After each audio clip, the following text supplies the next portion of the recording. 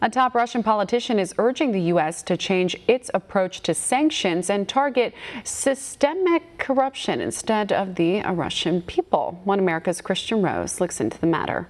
Russian opposition leader Alexei Navalny says international sanctions against the Kremlin have failed to achieve their goal. In an interview with Financial Times Tuesday, Navalny said the sanctions spearheaded by the US have been chaotic and unfocused and missed the Kremlin, hitting the people of Russia instead. Navalny reiterated the sanctions must target the money of corrupt Kremlin officials and oligarchs, not the Russian economy. You can without any problems prosecute these people on your own laws, for the money laundering, for the bribery, but they are feeling completely free. Navalny said he is confident the FBI and British intelligence know the names of the Kremlin's affiliates who hold hundreds of billions of dollars worth of assets in the West. In the past, US officials have not denied such claims. Navalny suggested many officials and lobbyists in the US, UK and the EU have accepted the Kremlin's dirty money for decades, and sanctions haven't changed that. He also criticized a new package of Russian sanctions proposed in Congress by Senators Lindsey Graham and Bob Menendez. Just have sanctions that can fall on Russia like a hammer. But Navalny believes the so-called sanctions bill from hell is another step in the wrong direction,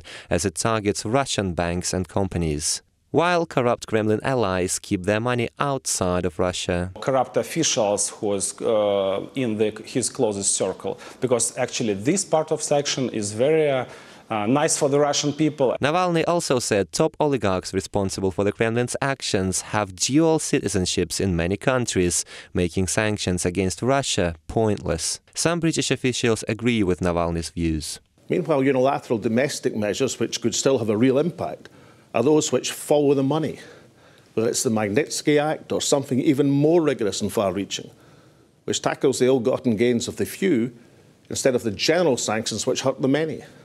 For his part, Navalny pointed out he is opposed to sanctions as a tool of international politics. He also stressed it was the corruption in Western countries that has encouraged the Kremlin's actions in the first place. Kristian, Rouz, One America News. Want to see more videos like this? Click on the link below and subscribe to One America News on YouTube, and call your cable provider and kindly demand that One America News is added to your lineup. Call and subscribe today.